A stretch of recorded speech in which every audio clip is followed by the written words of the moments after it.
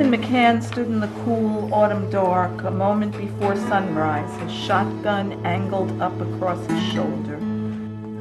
But a part of her had leaped to life at the sight of him. No matter what, she was glad he hadn't been maimed or murdered in prison. Luego, alguien de Belfast compró el solar y construyó allí casas. Who owns literature?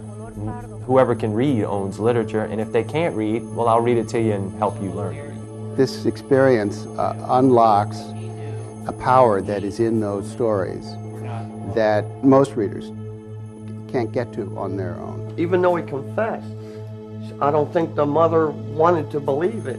But that's what she came to. He's not that little boy anymore. He's this, and this is what he's done.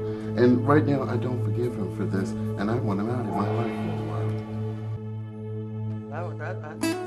I can relate to that very well. And I can relate to how she felt, and, you know, and my own personal things that have happened to me living here in America as an Afro-American, as a minority. Do you have to have a PhD to talk about children, about love, about relationships, about violence? People know these things, so it's not out of the blue, it's related to their life. So the coordinator has to begin to understand all that, and actually asking questions is difficult because you have to find the little knots in the text that will produce the spark. No.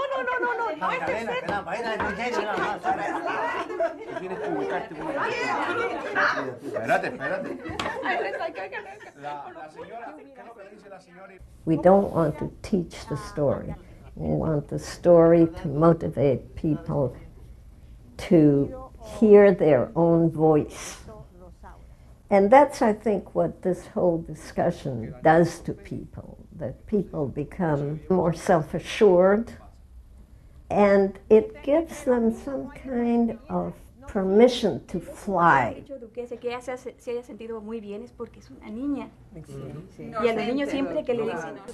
My sense is that the poetic quality of the literature, the metaphors, the shadows, the depth, dimension of human experience, of human life, is coming through our stories, and it's recorded in the literature. That's our inheritance, and it's everybody's inheritance, not only the privileged, not only those of us who have more advanced reading skills, and that's really what the program is about.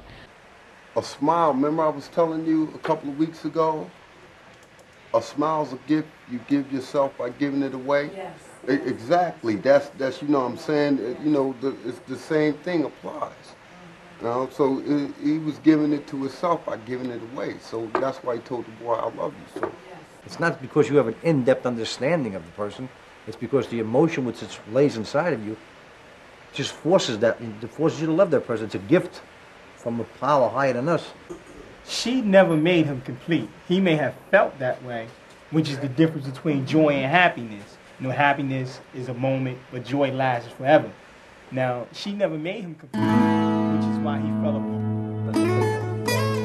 Everybody learns from everybody, and you know, just from the experiences and the perspectives people bring. Perhaps people that did not feel that they had a voice before, they find themselves all of a sudden speaking and presenting these ideas that are immense, and everybody is absolutely there with them. The great world literature has been seen as a preserve of the culturally privileged. How unbelievably foolish and silly. I mean, it is this extraordinary resource but it isn't being distributed. And I think what People and Stories is a faucet that says, hey, we can tap into this. It's free and it's very powerful. But the words were not as powerful as the memory of this Crystal Roberts sitting in the courtroom, her shoulders hunched and her head hung down.